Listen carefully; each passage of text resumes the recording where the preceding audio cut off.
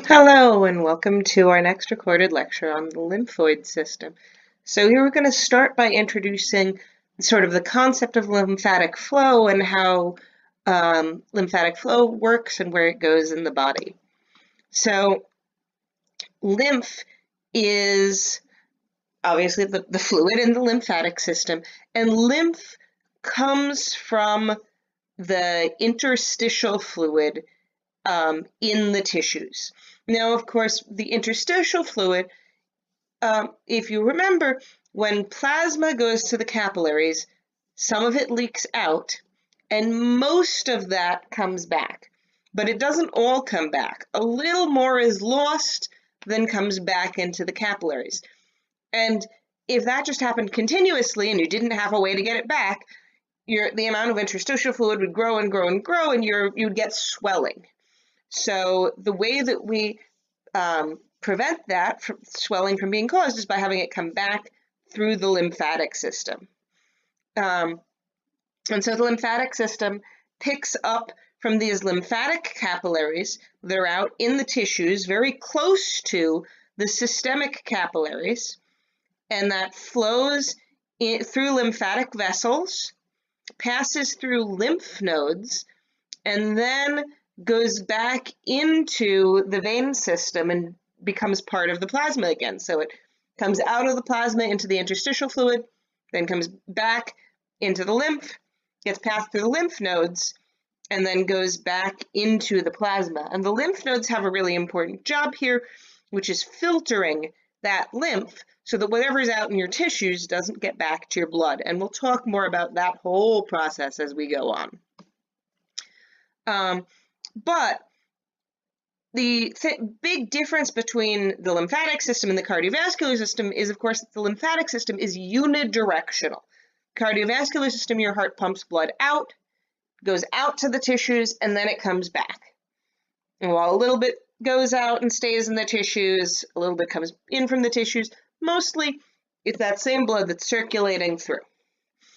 The lymphatic system only goes one direction. It starts in the tissues and it comes back into the blood system. So the lymphatic capillaries are different than cardiovascular capillaries because they need to have fluid go in but not out.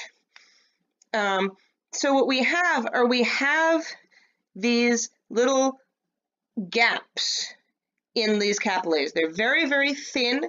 They're one cell, and they've got little gaps between the capillaries that are going to allow fluid pressure to push in. There isn't really much fluid in here, so pressure is going to be higher in the interstitial fluid and push into the capillaries. The only thing in these capillaries is that little bit of fluid that's leaking in and lymphocytes that are hanging out in there. So lymphocytes are some of our immune cells, which we'll talk about a lot more next week when we get to the immune system. We'll be starting looking at some of these in the case study that you're going to be working on.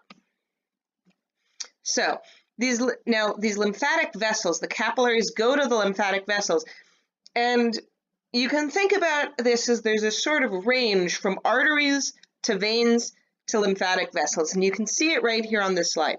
The artery, these are, in a tissue section, so there's no longer fluid passing through them. The artery still stays round.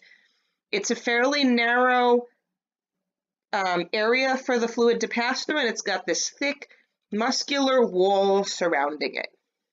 The vein has a little bit of muscle surrounding it, tends to collapse when there isn't pressure inside it. And, if you remember, if you hold your hand down and you can see the vein on your wrist pop out, and then you raise your arm up above the level of your heart and that vein disappears, that's that vein collapsing when there isn't pressure coming through it. Now the lymphatics have even less structure. They've just got very thin walls, no muscle at all, and they're big.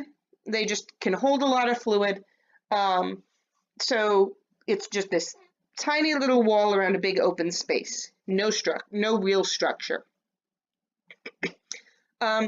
This means that we have the same problem that veins have of needing to get stuff through these low pressure vessels from the tissues back to the heart. And that means that it needs to get all the way from your feet up to your heart without any muscular pressure from the vessel itself. And so this is where this should look very familiar. We see these valves come in. There is exactly the same sort of valves that you saw in veins, exactly the same sort of valves that you saw in the heart, same thing. So, and the muscles are going to put pressure on it. So whenever your muscles move, they push on these lymphatics. You can also do it yourself if you sort of, squeeze on your hands. And this is something they'll sometimes have people do when the lymphatic system isn't doing its job, is put physical pressure and sort of push it back. You'll sometimes see like moving compression sleeves on people in the hospital who are having issues. And these valves will, that pressure can only push in one direction, so the lymph only goes in one direction. Now, the lymph is going to be collected from those lymphatic capillaries, and then it's going to go through all of these lymphatics. So here we're looking at the superficial lymphatics. These are going to collect from the skin and from the surface muscles. And we also have deep lymphatics that collect from deep within the muscle and also from the internal organs. And so you've got these superficial lymphatics and these deep lymphatics, and they all go into these lymphatic ducts. So there are trunks that they'll collect into first. So you've got a subclavian trunk, a jugular trunk.